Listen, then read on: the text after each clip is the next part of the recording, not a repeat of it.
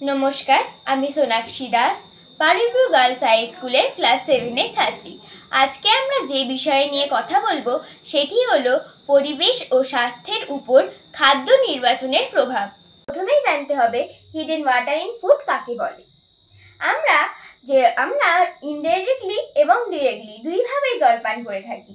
বিভিন্ন খাদ্য তৈরি করতে, যেমন ভাত, ডাল, শাকসবজি ইত্যাদি তৈরি করতে আমাদের প্রচুর পরিমাণে জলের প্রয়োজন হয়। এই জলকেই আমরা হিডেন ওয়াটার ইন ফুড বলে থাকি। তোমরা শুনলে অবাক হবে যে সাধারণ খাবারের তুলনায় প্রসেসড ফুডে অনেক বেশি জল লাগে।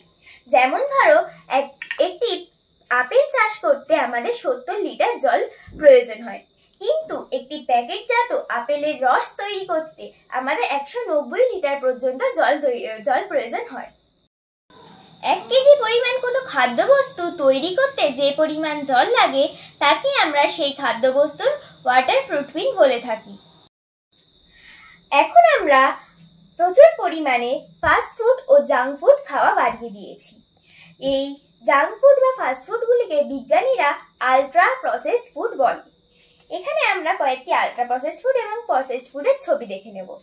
এই দিকের লাইনটার যে ছবিগুলো আছে এগুলি হচ্ছে প্রসেসড ফুড, আর এই দিকের যেগুলো আছে সেগুলি হচ্ছে আলট্রা প্রসেসড ফুড। আমি কয়েকটা বলি।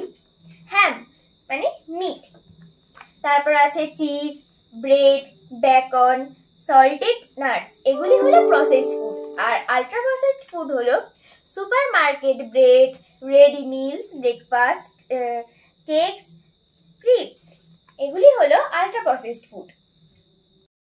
আমাদের জানতে হবে এই আলট্রা প্রসেসড ফুডগুলি কিভাবে তৈরি হয়। এগুলি কারখানাতে একটি বিশেষ পদ্ধতিতে তৈরি হয়, যার ফলে এই খাদ্যগুলি ফাইবার, ভিটামিন, খনিজ লবণ ইত্যাদি কমে যায় এবং খাদ্যগুণ নষ্ট হয়। এগুলিকে যখন কারখানায় তৈরি করা হয় তখন প্রচুর পরিমাণে শক্তির ব্যবহার করা হয়। তারপরে এগুলিকে প্যাকেটজাত করা, এর সঙ্গে বিভিন্ন রকমের প্রিজারভেটিভ মেশানো, এগুলোর জন্য প্রচুর জল লাগে। খাবারগুলিকে রেফ্রিজারেশনের মাধ্যমে অনেক দিন স্টোর করে রাখা হয়। এগুলিকে এক জায়গা থেকে অন্য জায়গায় ট্রান্সপোর্ট করা হয়।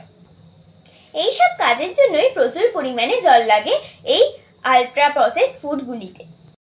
আরেকটি বিষয় আপনারা জানলে অবাক হবেন যে আমাদের পৃথিবীতে 17টি ওয়াটার স্ট্রেস দেশ রয়েছে, তার মধ্যে আমাদের ভারত 13 নম্বর পজিশনে আছে। এইরকম এক দেশের নাগরিক হওয়ার জন্য আমাদের উচিত আমাদের খাবার নির্বাচনের সময় সেই খাবার তৈরিতে কতটা জল লাগে সেটার ধারণা করা এবং খাবার নির্বাচন করে খাওয়া। নমস্কার, ধন্যবাদ আমাকে এতটা সময় দেওয়ার জন্য।